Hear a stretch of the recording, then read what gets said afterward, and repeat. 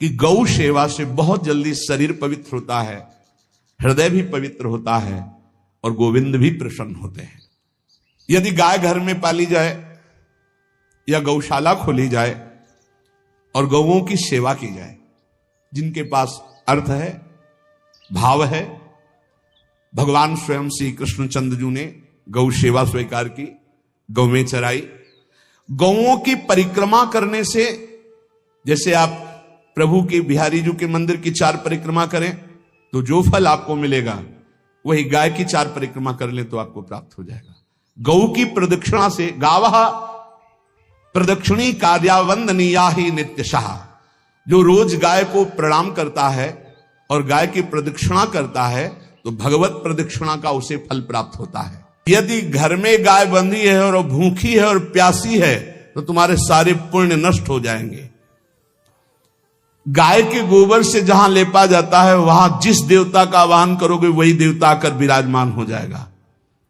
गौएं जहां विराजमान रहती, गौशाला में भजन करे तो कई गुना बढ़कर के प्राप्त होता है। जहां गौएं विराजमान होती हैं वो बड़ा पवित्र दिव्य तीर्थ स्थल माना जाता है। अपवित्र भूमि में भी यदि गाय के गोबर का लेप कर दिया जाए तो परम पवित्र मानी जाती है। गाय बहुत पवित्र, जहां वो बैठती है, जहां वो मूत्र त्याग करती, गोबर त्याग करती, वो स्थान तीर्थ तुल्य पवित्र माना जाता है। कितना भी बड़ा पापी हो, अगर पंचगव्य पिलाया जाए तो वो वैदिक मंत्रों को स्वीकार करने लायक हो जाता है, पवित्र हो जाता है।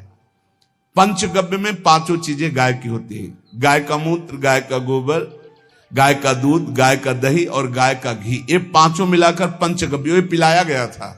पहली बार जब वैदिक मंत्र दिया गया था तो पंचगव्य बनवाया था गुरुदेव भगवान ने संन्यास, और वो पिलाया था। ये पंचगव्य पिलाने से अपवित्रता का नाश होकर पवित्रता का संचार होता है। इसलिए धन्य है उनका जीवन जो गौ सेवा परायण है भगवत भाव से। गाय में साक्षात भगवान का भाव रखकर गौ सेवा करते हैं। गाय बंदी हो घर में, वो प्यासी है और भूखी है, तुम्हारे सुकृत नष्ट हो जाएंगे। तृषिता गौर गृहे बद्धा, क्योंकि तुम्हारे पास है, सेवा करना चाहिए। यो वै गाम प्रतिसिद्धेन्तो चरंतिम च स्वतरणम नरहा तस्य पूर्वे च पितरः कंपन्ते पतनोन्मुखा। यदि गाय हरी हरी घास चर रही कहीं और तुमने डंडा ऊपर प्रहार किया और लाठी मारी तो तुम्हारे पितर खोपड़ी के बल नरक जाने के लिए तैयार हो गए। ये लिखा है कि जो प्रतिदिन अग्रग्रासे परोभावा कर्तव्यो भक्ति तोन्वहम अकृत्वा स्वयं आहारम कुर्वम नापनोति दुर्गतिम। जे ही तुम्हारे गृहस्थ में, घरों में पहले होता था, अब तो भगवान जाने, जे ही पहली रोटी तवा में गई तो वो निकाल करके पक्की रखी जाती थी गौग्रास के लिए, पहला रसोई में।